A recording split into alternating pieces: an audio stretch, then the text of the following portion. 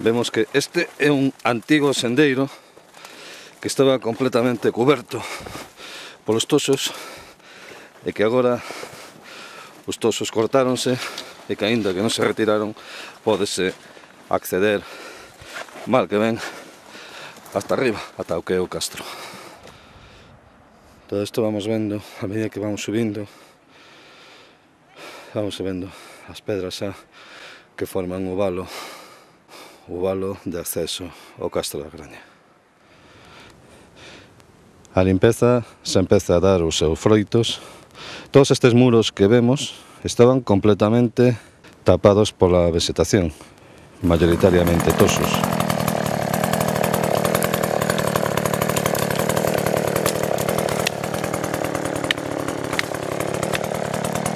Moita falta lle facía o Castro da Graña esta limpeza, non? Pois sí, xa facía anos que estaba agardando.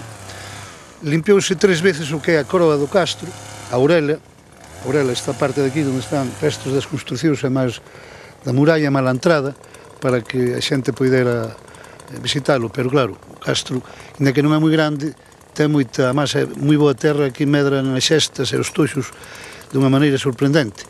E se facía, pois, dende o ano 91 co resto, non se limpiaba. Desde o ano 92 non se limpiaba na totalidade.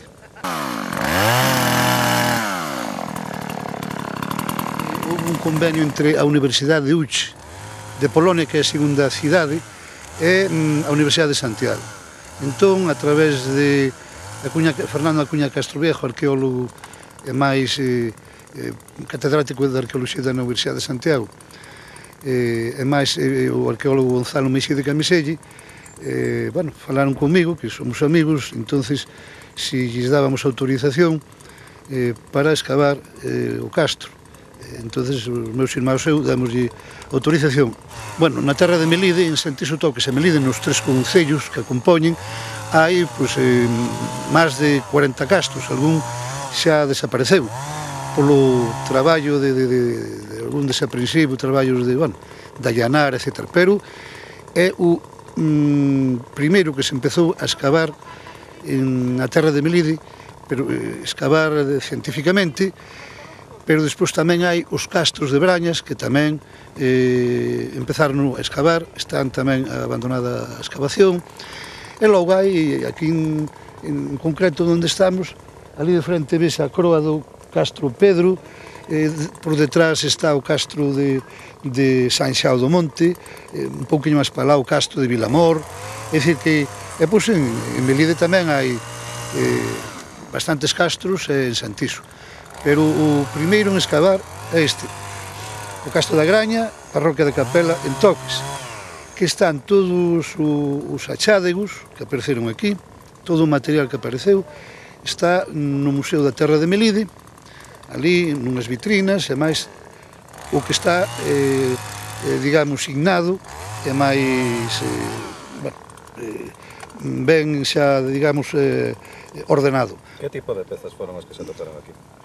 Pois aquí apareceu desde unha figura romana, pasando por unha pequena arracada de ouro, de tipo ornamental, cerámica, muiños de man, trigo carbonizado, porque este castro, según os arqueólogos, é un castro de tipo agrario, con unha característica que ten unha entrada, o que pasa que está tapada polas xestas agora, porque teñen que acabar de cortar as xestas, é unha entrada que é como un túnel, que supoñen que era unha entrada de protección, entón estaba tapada de materia vegetal. Apareceu tamén un ídolo, unha pedra que é un ídolo, que está no Museo de Melide,